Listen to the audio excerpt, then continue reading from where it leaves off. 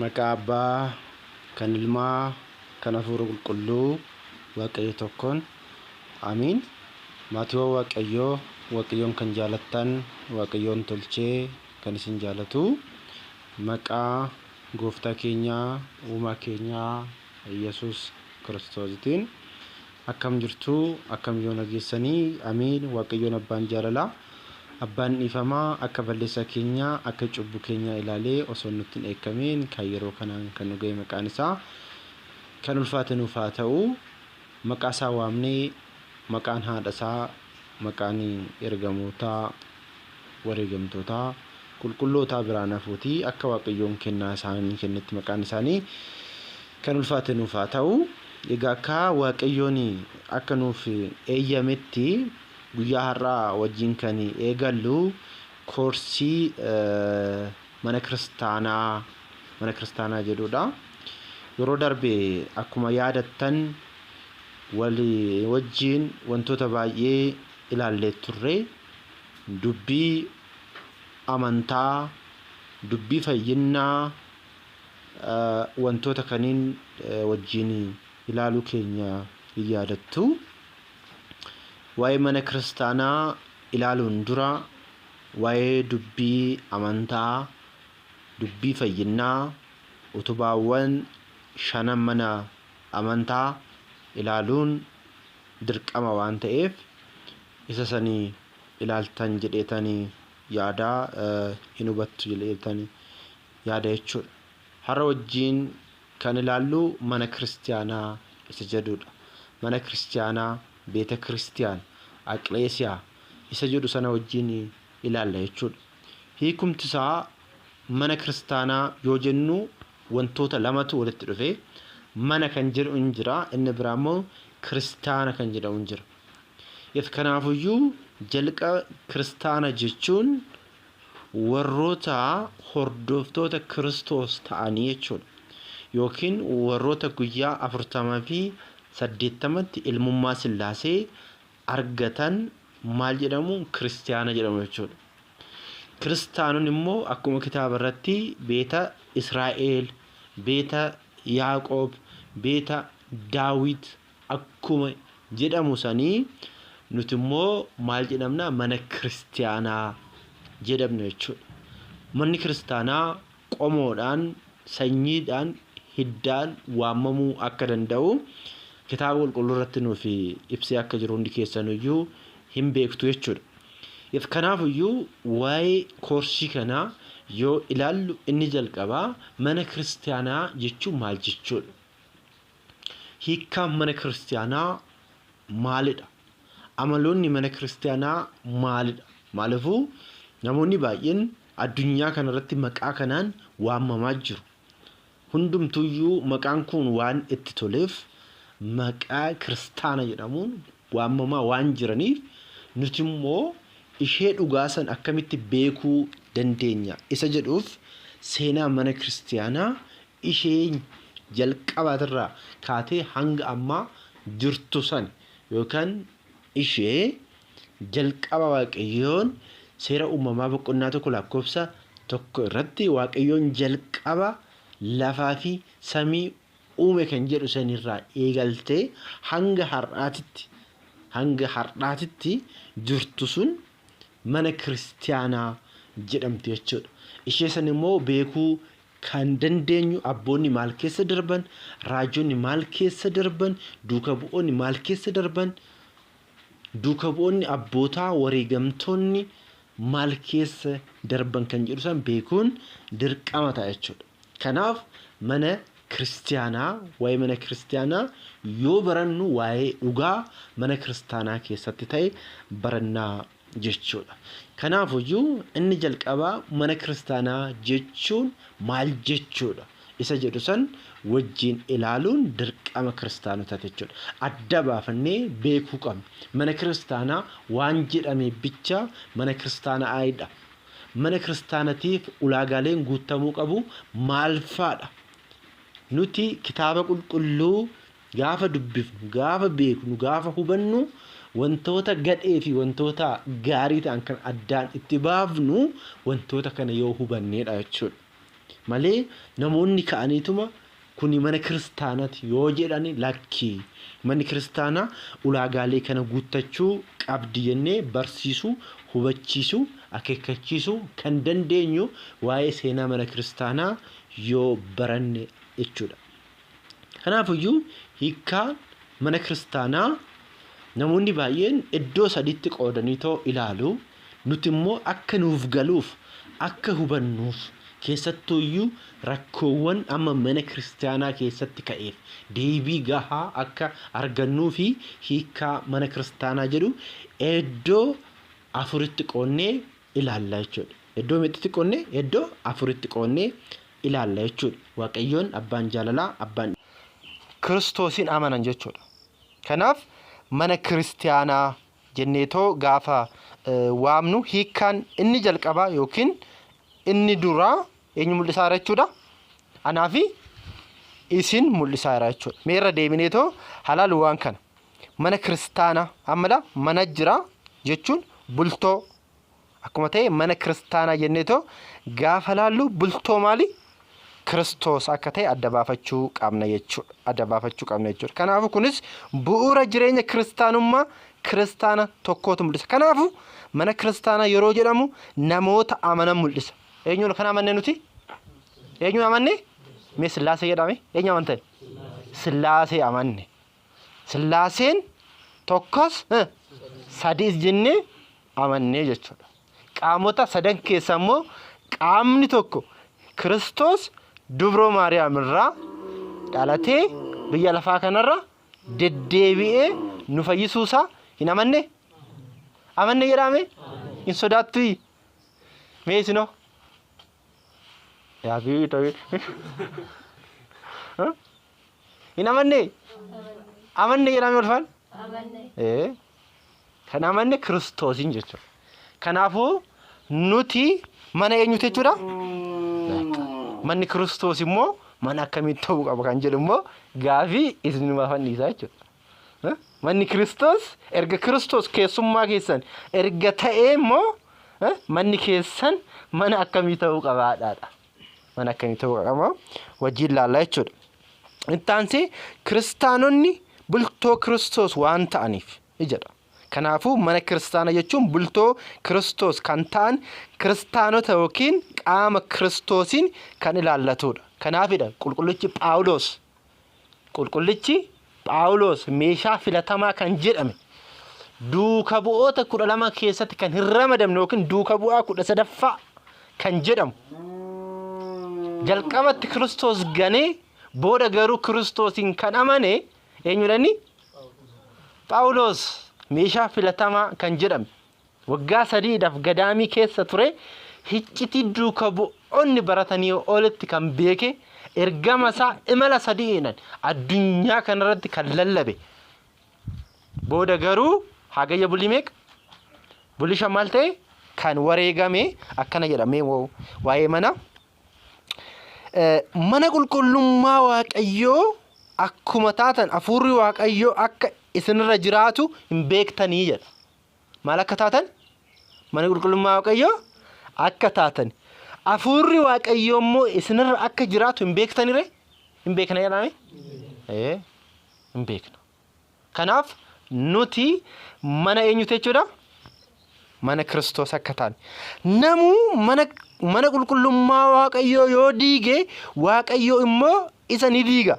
Manni qulqullummaa Waaqayyoo qulqulluudha waan ta'eefi innis eenyudha?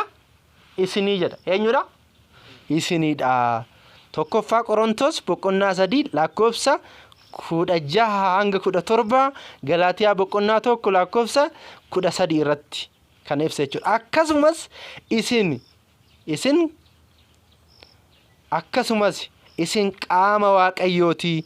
Isin gamoo Waaqayyooti. Isa waliin wajjinna waan ta'eef jedhee ammas Qorontos irratti jechuudha. Ergaa warra Qorontos tokkoffaa boqonnaa 3 lakkoofsa 9 irrattis waa'ee kana ibseera jechuudha. Mul'ata Yohaannis boqonnaa 3 lakkoofsa 20 irrattis mana qulqullummaa Waaqayyoo akka taane ragaa beera jechuudha. Ragaa beera. Kanaaf gaabbii galuudhaan dhiigaa fi foon Kiristoos fudhachuudhaan mana Kiristoos ta'uu keenya maal gochuu qabna? Maal gochuu qabna? Mirkaneessuu qabna jechuudha. Maqaa qofaadhaan deddeebi'uu osoo hin taane kan nurraa eegamu maalidha? Hojiidhaan kiristaana taane argamuu qabna. Hammeenya irraa fagaachuu jechuudha. Hammeenya wantoonni jedhaman jiru miti. Hammeenya wantoonni jedhaman jechuun fedhii foonii jechuudha. Fedhii fooniitirraa fagaachuu qabna jechuudha. Galaatiyaa boqonnaa 3 irratti waa'ee fedhii fooniitii fi fedhii lubbuu adda baasee yookiin fedhii hafuuraa kaa'amee jira. Fedhiin foonii isa kanaadha. Kana yoo raawwanne mootummaa Waaqayyoo maal hin goonu? Hin dhaallu jedheera jechuudha. Qulqullichi Phaawulos. Kanaaf waan sanarraa fagaachuu qabna jechuudha. Kanaaf mana kiristaanaa jechuun eenyudha? Anaa fi isin warroota maqaa Abbaa, Ilmaa, Hafuura Qulqulluutti amanee cuubamee jechuudha. Cuubamee jechuudha. Wangeela Maarqos boqonnaa 16 lakkoofsa 16 irratti kan amane kan cuubame maal ta'a? Maal ta'a? Hin fayyu. Nuti kan amanne maal ta'uudhaaf? Fayyuudhaan malee baduufi miti. Kanaafidha Kiristoos isin jedhe. Isin sanyii badurraa hin uumamne jedhe. Nu maalirraa hin uumamne? Sanyii badurraa hin uumamne. Nuti jiraattotaadha nuti. Har'a foonis yoo boqanne fooniin jechuudha. Foon keenyan boqachuu dandeenya. Namni addunyaa kanarra umrii Waaqayyoon isaaf kenne yoo guute hin darba. Yoo darbu immoo garuu ishee kana caalu olitti qophaa'e san jechuudha. Ishee san dhaalaa jechuudha.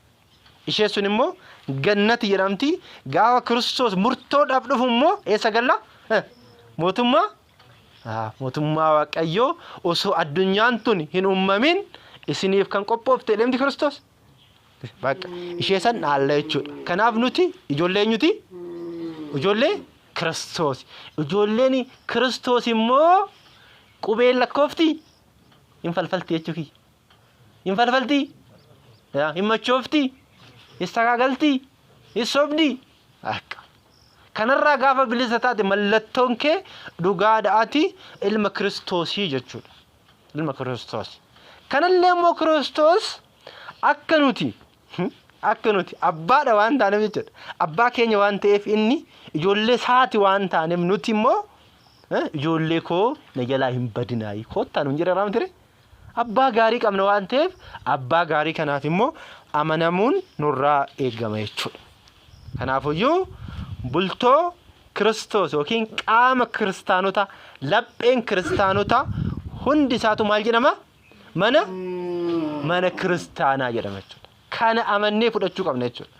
Mana kiristaanaa gaafa jedhamu hiikkaan isaa inni jalqaba fi inni guddaan Kiristoosis kan dhiiga isaa dhangalaaseef yookiin samiirraa bu'ee akka dubroo Maariyaam irraa dhalatu kan taasise jaalala ijoollee kanaaf qabudha jechuudha.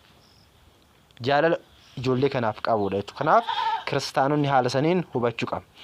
Inni lammaffaan immoo mana kiristaanaa jechuun waldaa kiristaanotaa tokkummaa kiristaanotaa walitti qabama kiristaanotaa jechuudha. Maal jechuudha?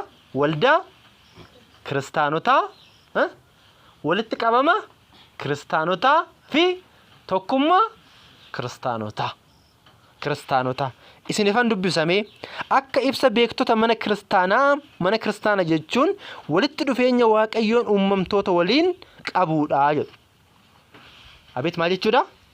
Walitti dhufeenya Waaqayyo eenyu wajjin qabu? Uumamtoota wajjin qabuudha. Kanarraa ka'uudhaanis umriin mana kiristaanaa iddoo saditti qooduu jedha. Amma mana kiristaanaa hiikkaan isheen lammaffaan waldaa maal jenneerra? Kiristaanota walitti qabama kiristaanota. Eenyu isaan inni jedhuuf immoo isa jalqabaa irratti tokko kiristaana lapheen isaa qaamni isaa bultoo Kiristoos kan jedhamu mana kiristaanaa ta'ee neemtire amma immoo walitti qabama isaanii jechuudha. Addaan hin ba'an jarri kun. Addaan hin ba'an. Warroonni amanan sun immoo amma inni amaneera, innis amaneera, atis amanteerta walitti qabamni keessan immoo maal jedhama? Waldaa jedhama miti? Walitti qabamni keessan jechuudha.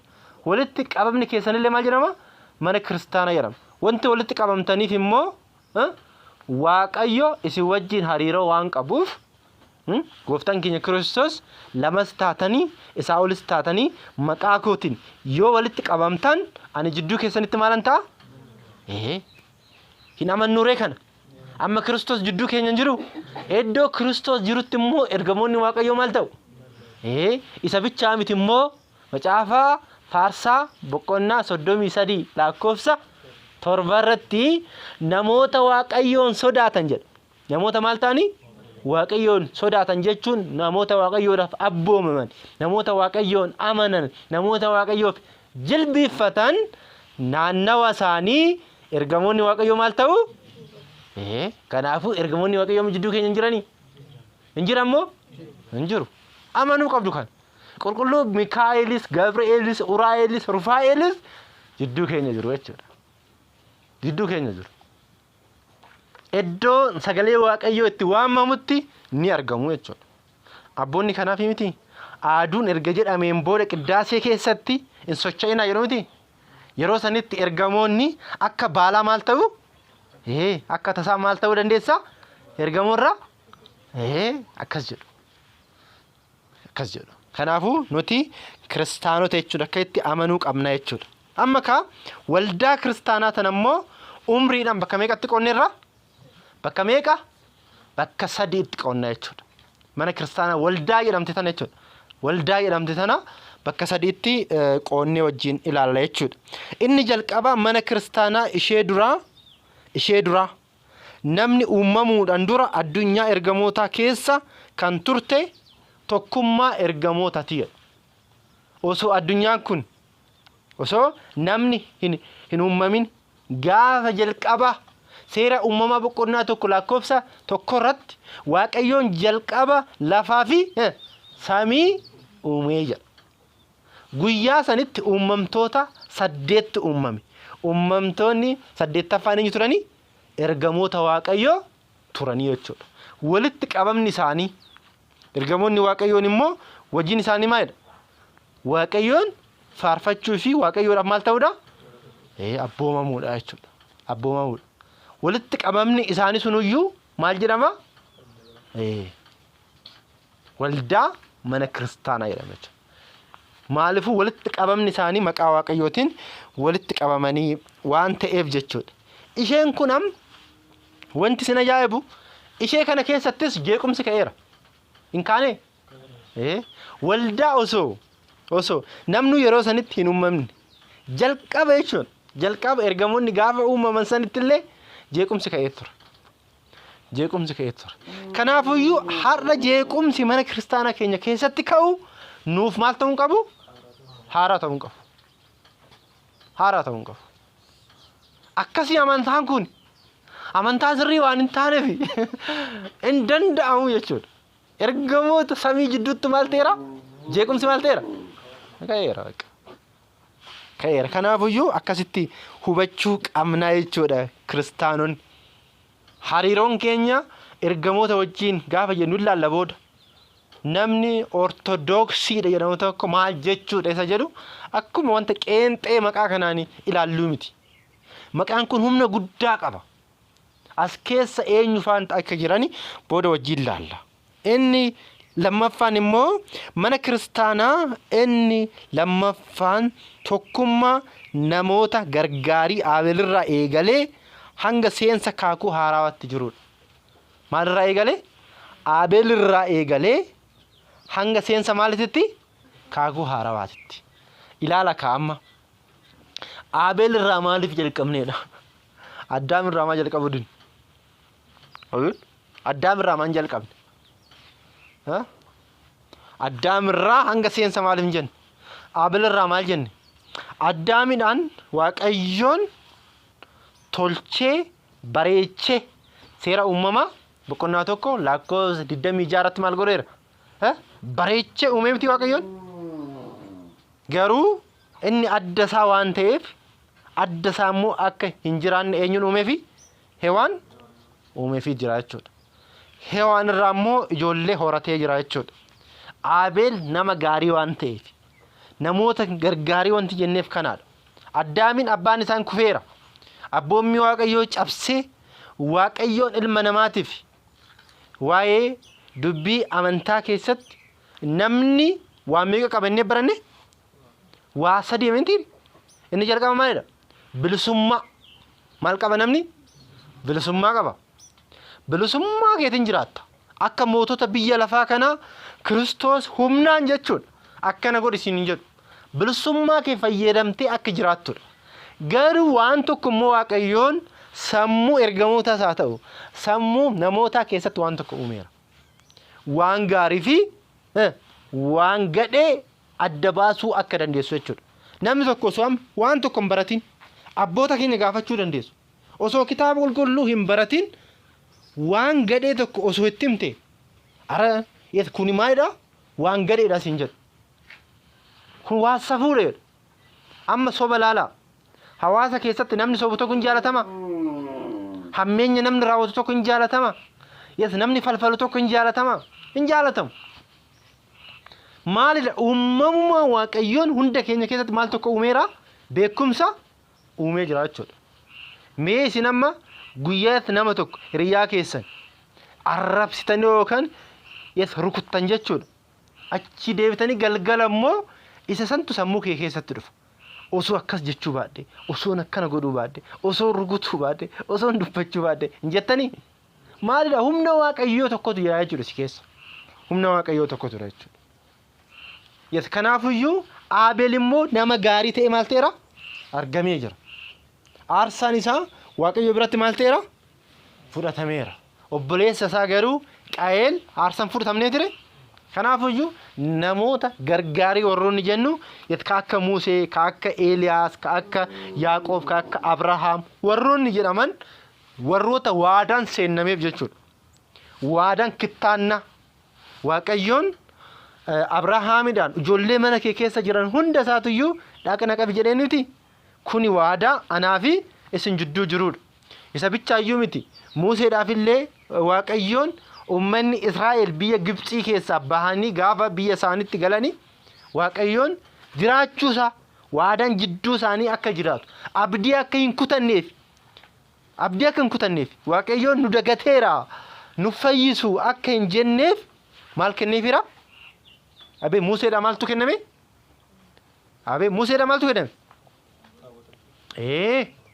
abboommiiwwan kurnan Museedha maal ta'anii jiru kennamaniiru jechuudha kun hundi isaatiyyuu haa ta'u malee beeta kiristaana kana keessatti illee jeequmsi kufaatiin uumamne isheen tusirii immoo hunda miidhamte isheen kun addaan biraa yookiin Aabeel irraa eegaltee hanga seensa kaakuu haarawaatti jirtu akka malee miidhamte hariiroon isheen waaqayyo wajjin qabdu maal ta'eera adda citeera kadhannaan isaanii waaqayyo bira ga'uu hin dandeenye hoolota baay'ee fixaniiru re'oota baay'ee fixaniiru aarsaan kun hundi isaaniitu iyyuu ilmaan namaa maal gochuu hin dandeenye fayyisuu hin dandeenye isheen kun duuti bara waggoota 5,500 irratti maal ta'eera murtaa'eera seexanaaf immoo nuti garbicha seexanaatanii maal godhaniiru mallatteessaniiru kanaafuu maal jala jiru garbummaa jala jiru jechuudha ofii garuu waadaan seennameefiira guyyaan itti bilisa ba'an guyyaan itti immoo waan kana keessa bilisummaa isaanii yefannoo jira maal ta'eera hin jira jechuudha waadaan seennameefiira kanaafiyyuu namni bilisummaa qaba filannoo qaba itti gaafatamummaa waan hojjetteef jechuudha waan hojjetteef itti gaafatamta jechuudha waan gaarii yoo hojjette akkasuma badhaasa si eeggata waan gadhee yoo hojjette immoo akkasuma maaltu si eeggata murtoo si eeggata jechuudha murtoo si eeggata yoo deebiteedha jechuudha kanaaf isheen Aabeel irraa eegaltee hanga maalitti jirtu hanga seensa kaakuu haarawaatitti jirtus maal jedhamti waldaa kiristaanaa jedhamti jechuudha isheen sadaffaan garuu umriidhaan sinin jedheera mitire umriidhaan isheen sadaffaan dhiiga Kiristoosiin kan hundeeffamte tokkummaa kiristaanotaati jedha dhiiga eenyutiin isheen kun bilisa baateerti bilisa baatee mun baane maaliidhaan bilisa baatee dhiiga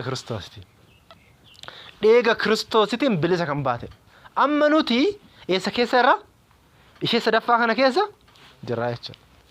Bilisa baaneerraa ofii keenya garuu gabrummaa jalatti yoo seenne malee Kiristoos dhiiga isaatiin maal nu godheera? Bilisa nu baaseera jechuudha. Kana kiristaanonni hubachuu beekuu kan qabnu jechuudha. Isheenis madda qulqullummaa fi kennaa Waaqayyooti jedha. Madda qulqullummaa fi kennaa maali? Waaqayyooti. Ofii isheetiin osoo hin taane aarsaa isheen dhiyeessiteen aarsaa kaakuu moofaa saniin osoo hin taane dhiiga Kiristoosiin maal taate? Bilisa baate. Kennaa jechuun kanaadha. Kennaa Kiristoos. Gooftaan keenya Kiristoos maal ta'ee dhiyaate? Hoolaa ta'ee dhiyaate. Ilaa hoolicha jedhama ture? Hoolaa ta'ee dhiyaate. Hoolaan sun aarsaa kan dhiyaatudha. Abbaan keenya Abrahaam Waaqayyoon aarsaa naaf dhiyeessi jedhaniiti. Aarsaa inni gaafate garuu mucaasaati. Eenyu? Abrahaamiin kan gaafate Waaqayyoon mucaasaati. Eenyu? Isaaq. Tokkicha kan qabu jechuudha. Odoo amma nu ta'e ijoollee qabaatanii jechuudha amma isin. Waaqayyoon mucaa kee aarsaa naa dhiyeessi odoo isin hin jedhe maal gootu mee? Yookiin fudhatanii fidduuti eessa akka fiitan hin beekamu malee. Hin fidduuti.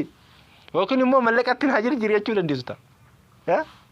Irdaataa uummata irraa mee nan gaafadha qarqaarsa nan gaafadha mallaqa miliyoona meeqa akkas haa ta'u. Inni garuu waan tokko dubbatee hin dubbanne. Hin dubbanne.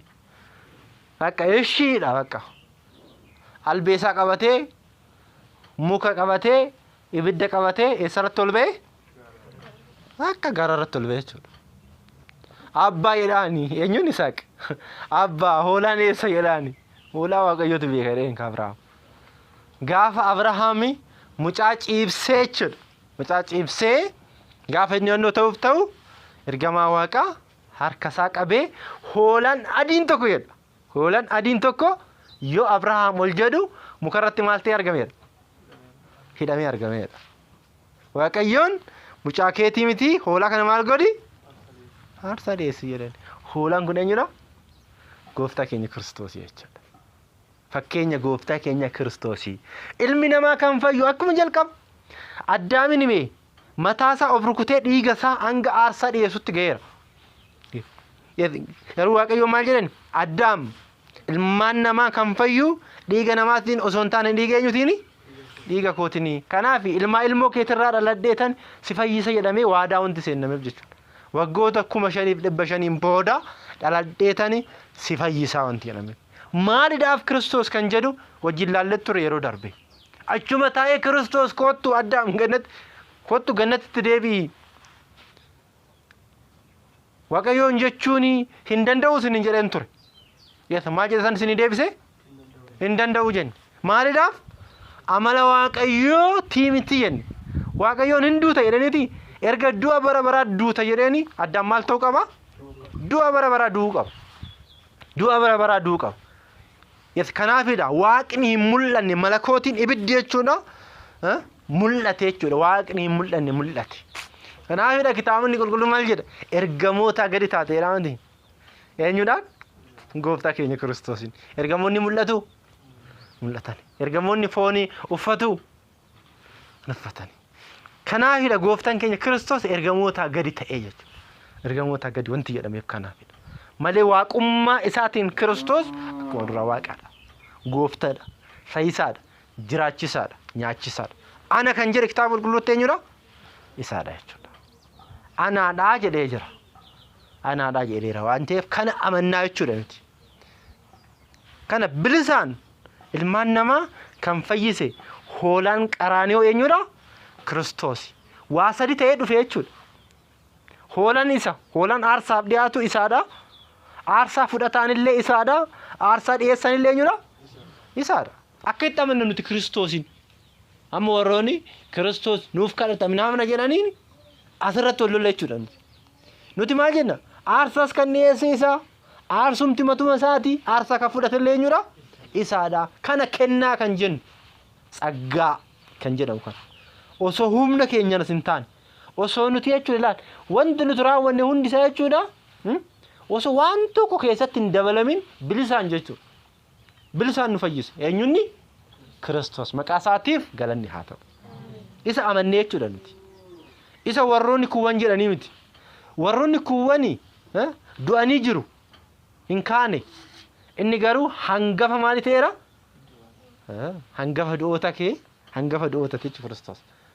Du'a moo'ee kan ka'e ilma dubroo Maariyaam eenyunni gooftaa keenya Yesuus Kiristoosidha jechuudha. Kanaaf isheen sadaffaan umriidhaan kan dhiiga Kiristoosiin kan maal taate hundeeffamtee ishee san jechuudha.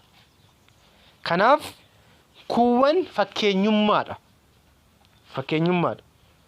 Umriidhaan jechuudha. Inni jalqabaatii fi inni lammaffaan fakkeenyummaa maaliti? Isa sadaffaa kanaati jechuudha. Isheen dhugaan ishee sadaffaa dhiiga Kiristoositiin hundeeffamte kanaadha jechuudha. Amma kaa hiikkaadhaan amma inni sadaffaan immoo meeqa inni irraa? Inni sadaffaan mana kiristaanaa jechuun iddoo jireenya kiristaanotaa yookiin mana Waaqayyoo jechuudha. Iddoo maali? Gamoo mana kiristaanaa amma nuti arginu kana jechuudha. Laala. Isa jalqabaa irratti tokkoon kiristaanota mana kiristaanaa jedhamu. Walitti qabamni tokko kana ammoo waldaa maali jedhamu? Mana kiristaanaa yookiin mana kiristaanaa jedhamu. Isaan kunin immoo iddoon itti Waaqayyoon faarfatan. Iddoon itti walitti qabaman sun. Iddoon itti dhiigaa fi foon Kiristoos fudhatanii iddoon itti ilmummaa Sillaasee itti fudhatanii maal jedhama? Mana kiristaanaa jedhama jechuudha. Mana kiristaanaa Mikaa'el, mana kiristaanaa Uraa'el, Rufaa'el jennu kana jechuudha. Jennu kana jechuudha. Amma kaa isa kanallee sirriitti ilaaluu nu barbaachisa. Mana kiristaanaa jechuun iddoo jireenya kiristaanotaa mana Waaqayyooti. Mana jechuun iddoo jireenyaa jechuu akkuma ta'e mana kiristaanaa jechuun mana iddoo jireenya kiristaanotaa mana Waaqayyoo jechuudha. Fakkeenyaaf Beetaliheem, mana Hibistii, mana Biddeenaa jechuu akkuma ta'e jechuudha. Waaqayyoon waan fedhu tokkoon kadhadhe. Bara jireenya kootti hunda mana Waaqayyoo keessa jiraachuu Waaqayyoo kan gammachiisu akkan arguuf jecha mana qulqullummaa isaa akkan ilaaluuf jecha jedhe. Qulqullichi Daawit kitaaba faarfannaa boqonnaa 27 lakkoofsa 4 irratti jechuudha. Yeroo kamiyyuu gara mana Waaqayyoo deemuun na gammachiisa jedhamee ture. Gara mana Waaqayyoo deemuun ishee kamiidha? Iddoo itti Kiristoosiin itti faarfatamu, kiristaanonni walitti qabamanii jaalalaan dhiigaa fi foon Kiristoos itti maal godhanii? Itti fudhatanii jechuudha. Itti fudhatan. Mi'a mirra naa deebi'a. Inni jalqaba abeet warri dhiiraa dubbaddaame inni jalqaba tokko laphee kiristaanota mana kiristaanaa jedhama. Walitti qabama kiristaanota kanillee mana kiristaanaa jedhama. Iddoon itti faarfatan, iddoon dhiigaa fi foon gooftaa itti fudhatamu mana kiristaanaa jedhama jechuudha.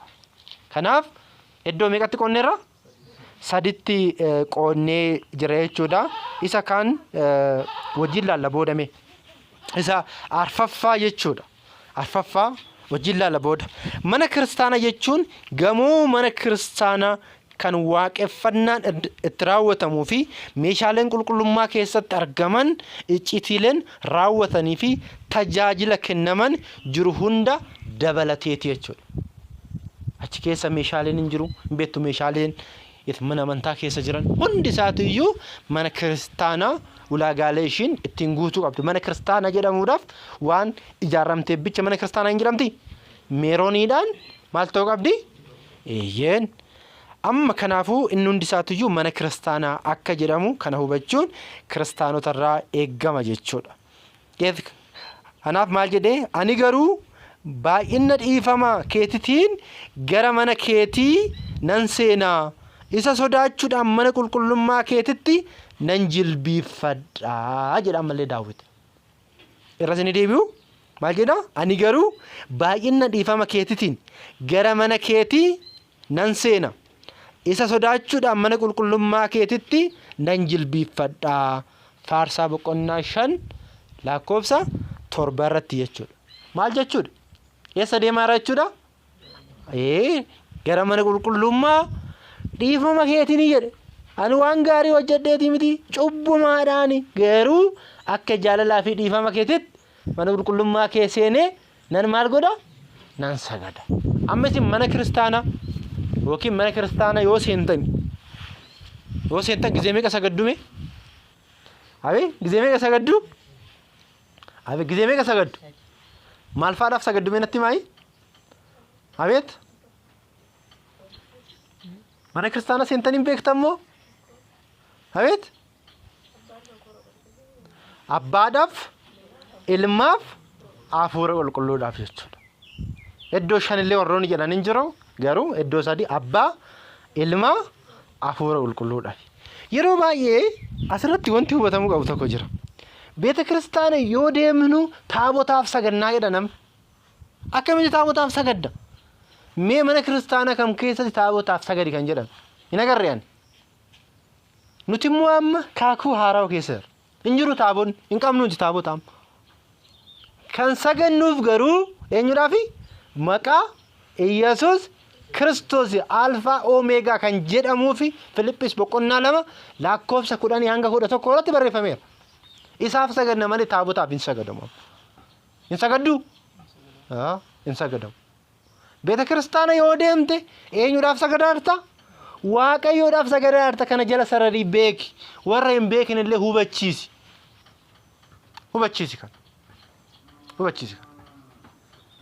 Kana kaakuu haaraa keessatti taabonni hin jiru. Taabonni Tsiyoon kan jedhame Museedhaaf kan kenname akka seenaa akka meeshaa hambaatitti jechuudha. Eessa jira? Aksum jirti. Saniin ala kan har'aa garuu maqaa Iyyesuus Kiristoos kabajamaa kan ta'e Alfaa Omeegaa irratti kan barreeffame iddoo dhiigaa fi foon gooftaa irratti dhiyaatuuf maal taana? Saganna jechuudha. Kanaaf qulqullichi Daawit dhiifama keetiin akka arjummaa keetitti mana qulqullummaa keetitti ol seenee sodaachuudhaan maal jechuun sodaachuu jechuun garuu? Maal jechuun sodaachuu jechuun? Amma namni tokko waraabessa hin sodaatu. Leenca hin sodaatu. Akka sodaanna jechuudha Waaqayyoon waan jaalannuudhaafi oolmaa inni nuuf ooledhaafi abbaa dhugaa waan ta'eedhaafi gatii nuu kafalee waan ta'eedhaafi. Kanaaf maal goona? Hin sagannaa jechuudha. Isa amanneef sagannaa jechuudha. Yoo sagannullee immoo jilba keenyan adda keenyan maal goone? Laafa tuqneeti sagannaa jechuudha. Kana kiristaanonni hundi keenyayyuu hubachuun hunda keenyarraa eegama jechuudha. Ammas akkana jedha. Ammas jedha. Kadhannaa iddoo kanatti kadhatamuuf ija koo ni banamu. Iji koo ni banamu. Gurri koos ni dhaggeeffatu. Ammas maqaa koo bara baraan achi akka jiraatuuf mana kana filadheeraa eebbiseeraa ija koo fi onnee koo yeroo maraa achi ni ta'aa jedha. Eessa ni ta'a? Waaqayyotu dubbate kan. Iji koo yeroo maraa jechuudha achi ni ta'a. Kanaafidha nuti mana amantaa deemnee wanti sagannuuf haala kanaan haa hubatamu jechuudha. Hundi keenya haala kanaan hubannee mana kiristaanaa deemnee sagaduun kiristaanota hundarraa eegamaa jechuudha. Kanaafidha gooftaan keenya Kiristoos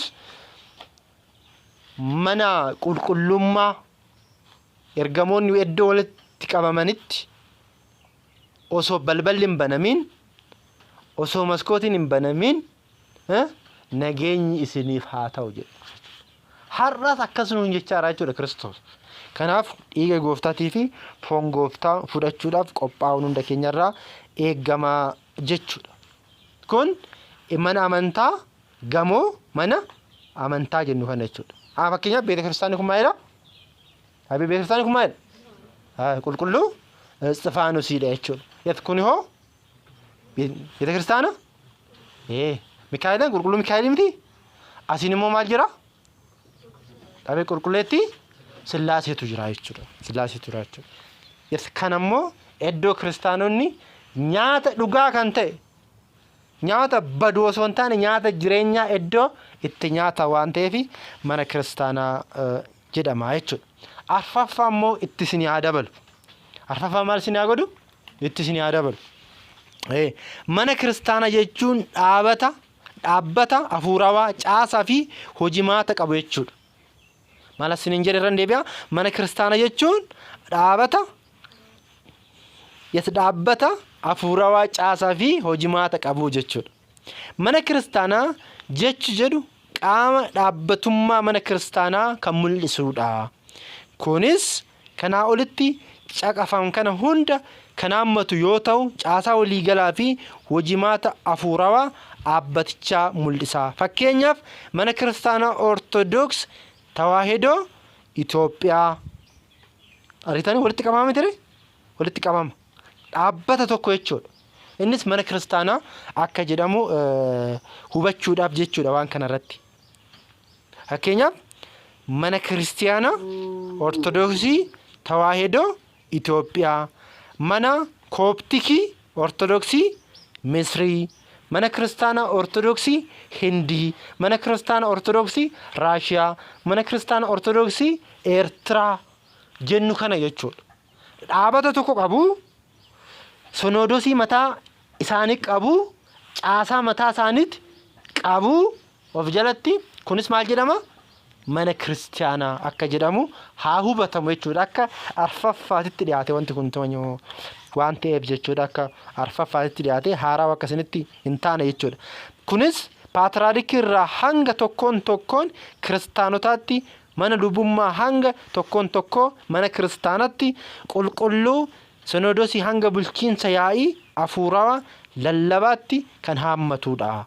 Hiikkaa kanaan mana kiristaanaa dura irraa kaastee turte ammas kan jirtu gara fuulduraattis kan jiraattu kan ibsu ta'uu hubannaa jedha. Wangeela Maatiyos boqonnaa 16 lakkoofsa 18, Efesoon boqonnaa 5 lakkoofsa 23 irratti jechuudha.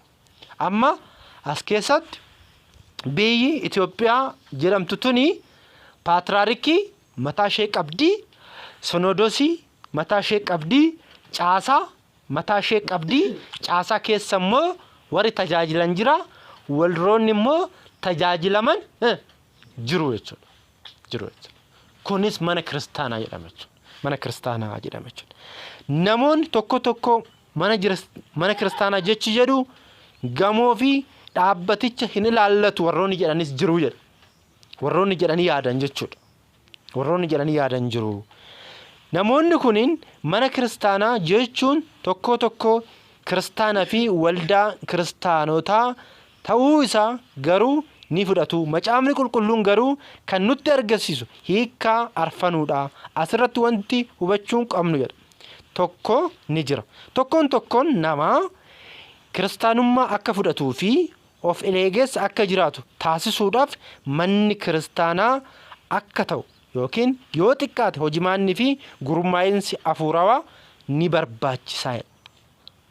Amma nuti akka cuubamnuuf akka amannuuf caasaan mana kiristaanaa Ortodoksii jedhamtu sun osoo jiraachuu baatte hin amannaa nuti hin amannu jechuudha. Kanaafuu caasaan tokko ni barbaachisaa jechuudha. Kiristaanonni waldaa tokkummaatti akka walgaanii iddoo fi hoogganaa akkasumas barsiisota jecha Waaqayyoo barsiisan nu barbaachisa. Barsiisonni kunneen iddoo itti baratan, itti leenji'an hin barbaachisaa jechuudha. Kanaafuu qaamota kaniin hunda isaatu yoommoo kan hoogganu qaamni tokko maaltu qaba?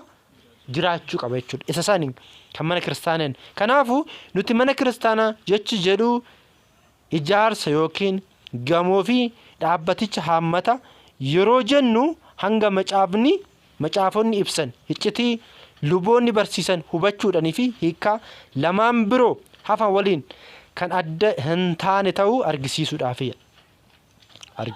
jedha. Yes, dhugaadha.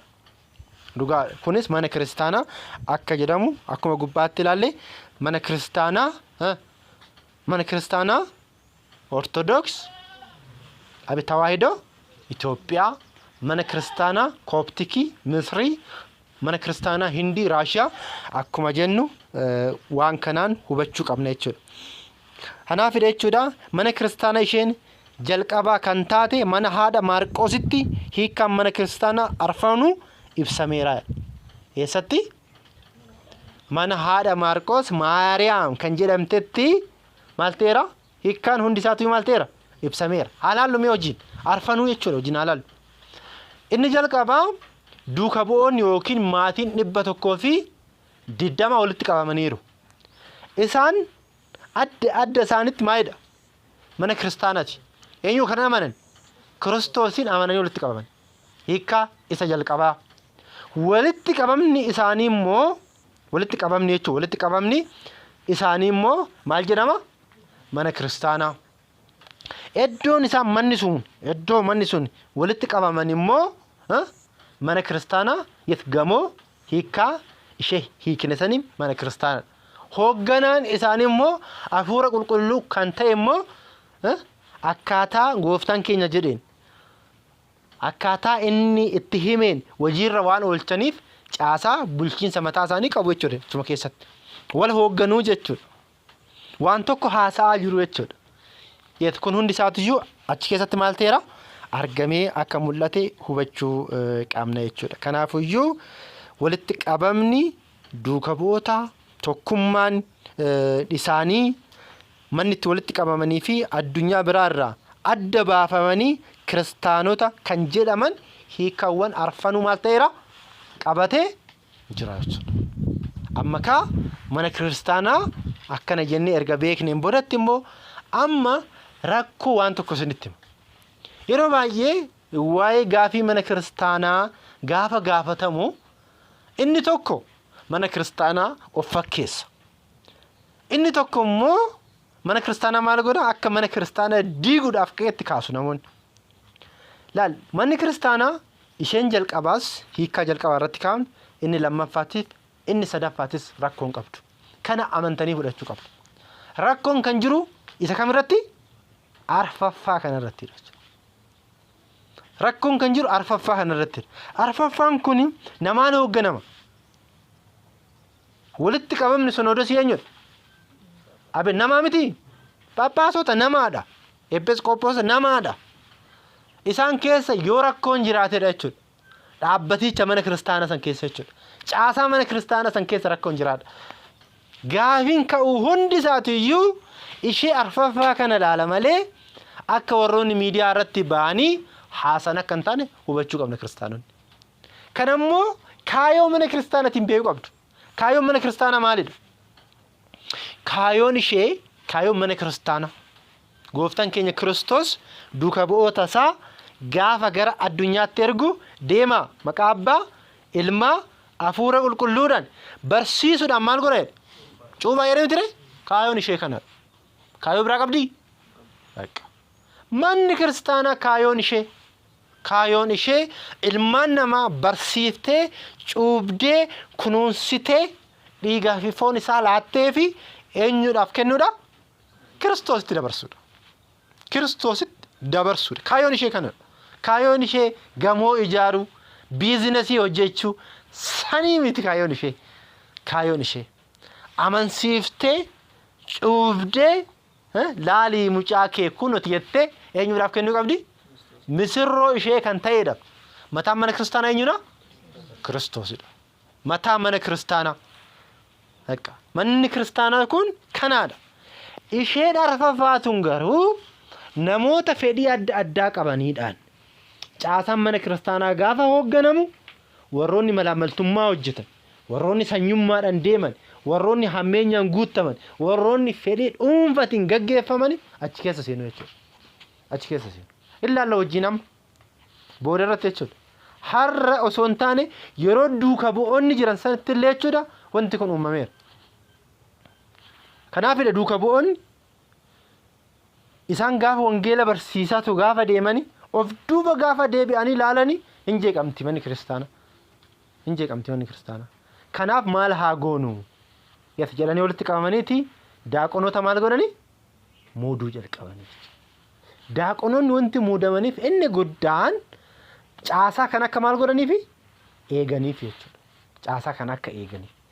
Wanta duuka bu'oonni barsiisan sanitti osoo hin makamin, osoo wanti biraa itti hin makamin seeraan jechuudha caasaa mana kiristaanaa sanii akka eegamaniif daaqonoonni muudaman jechuudha. Isaan keessaa inni hangafa eenyudha? Qulqullicha Isxifaanos jechuudha. Hojii isaa raawwate moo raawwanne inni? Raawwateera jechuudha. Amma caasaa mana kiristaanaa kana keessa kan jiru ka akka qulqulluu Isxifaanosii barbaanna jechuudha. Caasaa mana kiristaanaa bakka fedhiin dhuunfaati. Gaafa dallaa mana kiristaanaa keessa seenu namni fedhii dhuunfaa isaa achitti gatee fedhii hafuuratiin deddeebuu qaba jechuudha. Amma rakkisaan maalidha? Dhoqquma wajjin beeta kiristaana seenaa jechuudha. Malaaf maltummaallee beeta kiristaanuma keessatti hojjeta jechuudha. Beeta kiristaanuma keessa taa'ee namallee hamataa jechuudha. Kitaaba Fitaa Nigistii mee haala sirriitti dubbisaa. Daaqoniin tokko yoo sobeedha. Lubni tokko yoo sobeedha. Amma akka subaayee meeqaan adabamuu akka qabu kaameera. Miti daaqon. Har'a miidiyaa irratti baheetoo waraana labsaa kan jiru eenyu? Luboota fi daaqonoota caalaa jechuudha warroota moloksee ta'anidha. Moloksee ta'anidha. Moloksee jechuun garuu immoo nama akkamiiti? Nama fedhii foonitiin maal ta'e? Du'eedha jechuudha. Nama fedhii foonitiin. Uffata gurraacha maaliif uffatu? Akkas jechuudha. Har'a kanaadha jechuudha. Fedhii foonitiin deddeebi'aa jirra caasaa kana keessa. Amma laala kaa rakkoo beeta kiristaanaa mana amantaa ortodoksii keessa caasaa kam keessa jira? Mi'am ortodoksiin barumsi ishee sirrii miti. Amma warroonni gaafii gaafasaa jiran kun hin jechuudha. Hayi lakki akkanarratti kan itti barsiifteerti kan jedhu gaafiin ka'eera. Abee gaafiin ka'e? Hayi lakki nuti iccitii sillaaseen fudhannu jedhanii iccitii foon fudhachuu hin fudhannu jedhanii hin jenne. Akka kaayoo isheetitti adeebituudha. Anis isinis wanti gaafannu kanaan kaayoo ishee jalqabaatitti kaayoon ishee sabni hunduu afaan beekuun wangeela baratee hubatee cuubamee dhiigaa fi foon gooftaa fudhachuu akka maal ta'u? Dhiigaa fi foon gooftaa bilisaan kenname afaan isaatiin barachuun illee bilisaan kenname. Caasaan kun garuu fedhii dhuunfaatiin waan annoo ta'eef fedhii dhuunfaatiin jechuudha. Warroonni ilaalcha gara garaatiin beeta kiristaanii har'a mallaqa hin qabdu sinitti fakkaattiini. Mootummaa caalaa beeta kiristaanaa mallaqa qaba. Yeroo darbe abbaan tokko maal jedha sinitti fakkaate yeroo darbe kitaaba wayii maxxansanii jiran hin beektu isin maqaa isaanii waamanii gaafa eebba kitaaba isaanii namoota baay'eetu argama. Wal beeku waan ta'eef jecha keessatti. Kanaan booda makiinaan isaanii miiliyoonaan kan lakkaa'amu molokseedha laala. Miiliyoonaan lakkaa'amu.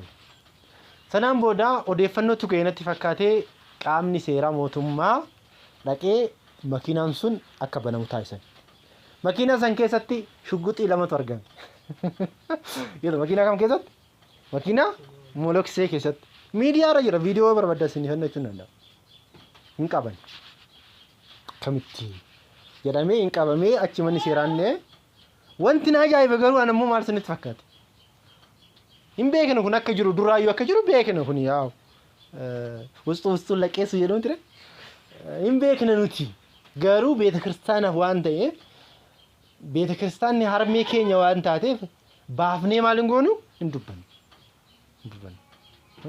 Maatiin keessaa fakkeenyaaf amma abbaan keessa siinii yookiin harmeen keessan wal lolanii too waan hin taane tokko osoo waliin jedhanii harmeen koo akkana jettanii baatanii himtu hin himtan. Nullee kanaaf cim jenna malee hin beekna. Akka wanti kun jiru akka wanti kun raawwatamu hin beekna.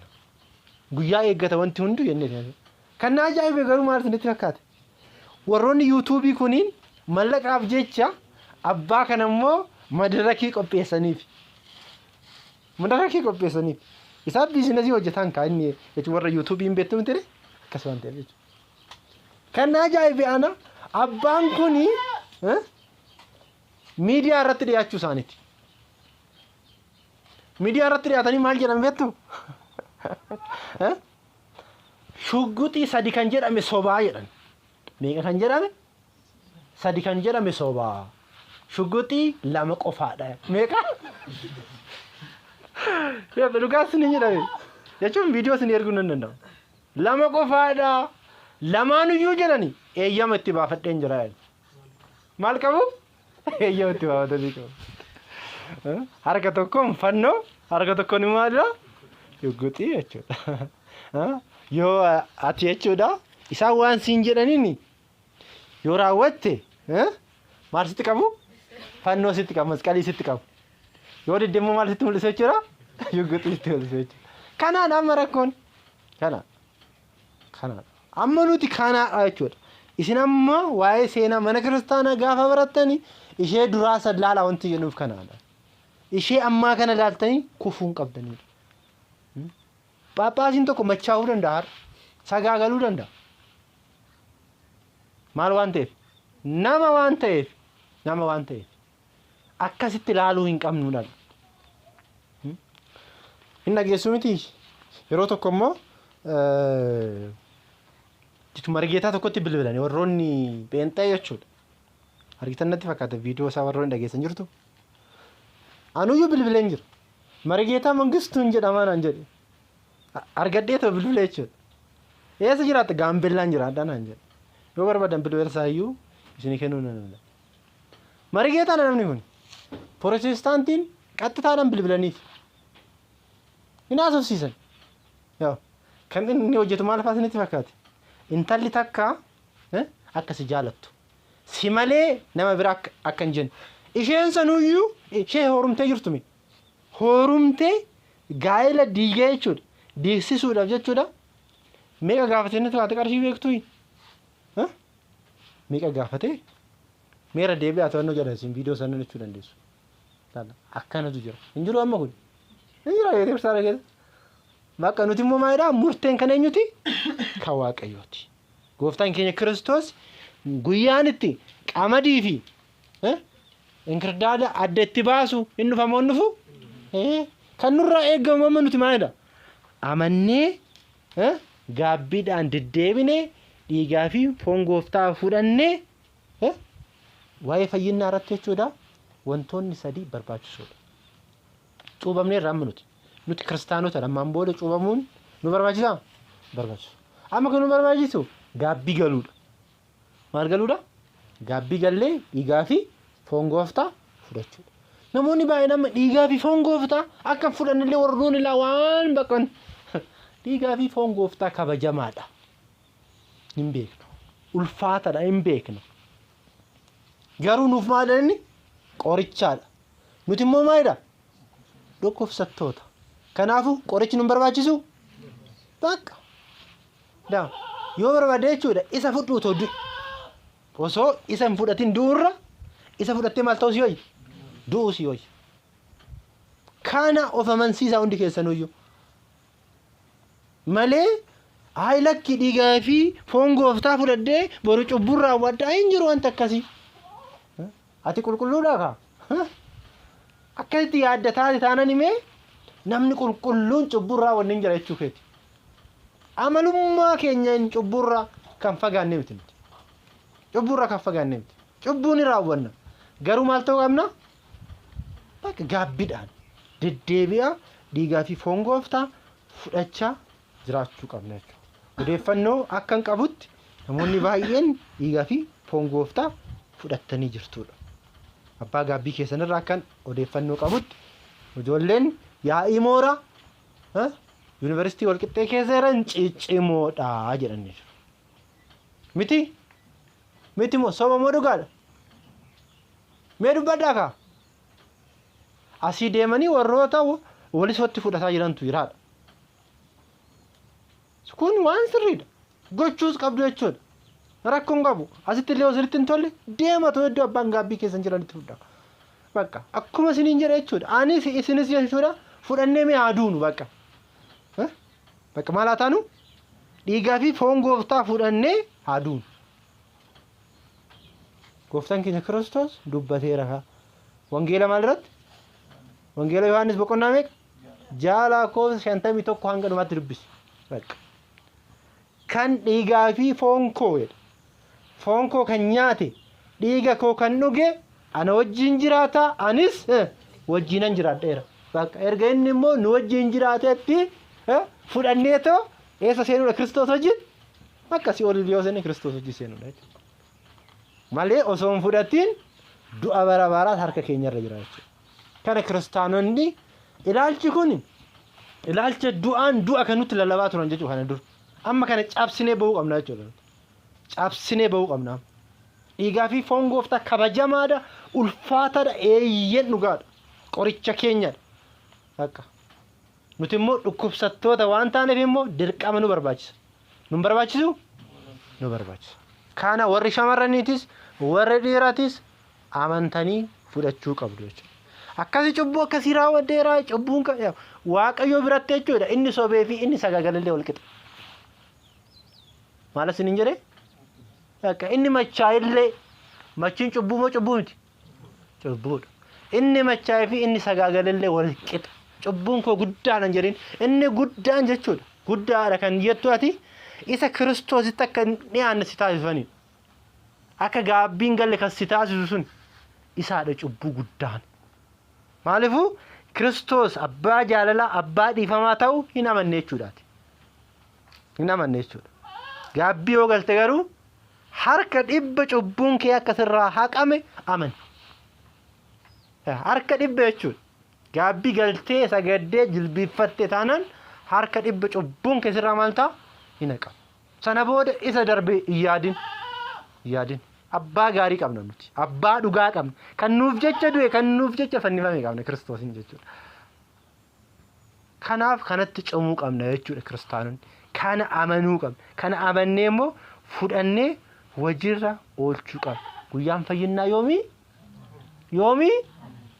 Guyyaan fayyinaa ammaadha. Namoonni guyyaan du'aan jiranii? Abee du'aan jiranii? Kanaaf hundi keessanuu anis ilaali ofii kiyyallee jechaan jira. Ofii kootillee barsiisaa ammaan. Ofa waqqasaara jechuudha. Kanaaf akkasitti haalaallu jechuudha. Kanaafuu caasaan dhaabbatichaa jenne tanatu maal ta'eera amma mana kiristaanaati. Asirratti immoo wanti tokko boodatti wajjin ilaaluu dandeenya. Mana kiristaanatiif dirqama sinodoosii tokkotu barbaachisa kan jedhu hin jiru. Maal asiniin jedha? Hin jiru kitaaba qulqulluu. Yoo akkas ta'e immoo sinodoosiin biyya Gibxii kan Itoophiyaa kan Eertiraa hin barbaachisu ture. Inni arfaffaa kun caasadha. Caasaa saniif immoo hiikkaan isheen sadaffaan sun akka sirriidhaan hojiirra ooltuuf dhaabbatichi caasaan tokko maal godha? Hin barbaachisa. Hin barbaachisa jechuudha. Kanaaf nuti sinodoosiin adda qoodamuu, adda hiramuu akkas hin jennaa? Hin jennu. Ijoolleen Kiristoos tokkummaa barbaaddi. Tokkummaadhaan Kiristoos faarfatti jechuudha. Qaamni Kiristoosiidhaan adda si baasuudhaaf deemu garuu gaafa dhufe maal ta'uu wayyaa? Adda bahuutu dhufaa jechuudha. Kanaaf haala saniin haa hubannuu jechuudha. Kanaaf biyyoonni obboloota jedhamanii warroonni waamaman akka Itoophiyaa, Gibxi, Hind, Armeeniyaa, Sooriyaa warroota jedhaman jechuudha. Raashiyaan illee Eertiraan illee jirti Jaappaan. Eertiraan illee Ortodoksonni Eertiraa paatriyaarkii mataa isaanii qabu, sinodoosii mataa isaanii qabu, caasaa mataa isaanii qabu. Maalidha? Inni jalqabaa sun ergamni duuka bu'oota maal akka ta'uu fi hojiirra akka ooluuf jechuudha. Gaafni nuti morminu gaafa kam isinitti fakkaate? Gaafa doogmaan cabeedha. Doogmaan gaafa maal ta'e? Agartuu keenya cabee jechuudha gaafa sana. Doogmaan cabee taanaan agartuun keenya cabde jechuudha. Badde jechuudha. Gaafa saniidha amantaa kootiif illee nan du'a kan jedhu namni. Namoonni osoo waan kana adda baasee hin beekin nan du'aa jedha. Maaliif akka du'u hin beekamu garuu? Maaliidhaaf du'a laata garuu? Wareegamee jedha. Maaliif akka wareegame hin beekamu?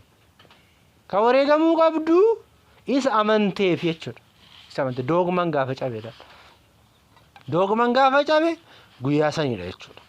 Guyyaa saniidha malee namni afaan kooti nan baradhaa aadaa koo wanta wal qabatuun waan jedhuun gaafin akkana akka hin kaane hundi keessanuu hubannoo isinii laachuu qabna jechuudha. Inni biraa immoo amala immoo erga manni kiristaanaa kana ta'e amala isheetiin immoo adda haa baamu.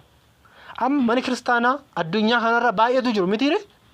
Amma isin fakkeenyaaf jechuudha nama tokko amaluma isaatiin mucaan kun mucaa warra ebeluusaa fakkaatan jettanii yoo warri sun warra gaarii ta'e mucaan kun warra saniidha haasofni isaayyuu adeemsi isaa yes maal fakkaata yes warra gammachuu fakkaata yookiin warra ibsaa yookiin warra gammadaa yes warra faaxee fi warra maamadii fakkaatu jechuudha yes mitire akkasin jedhama jechuudha. Kanaafuu maalidha amala namaa laaltanii waan tokko maal gootu in murteessitu jechuudha.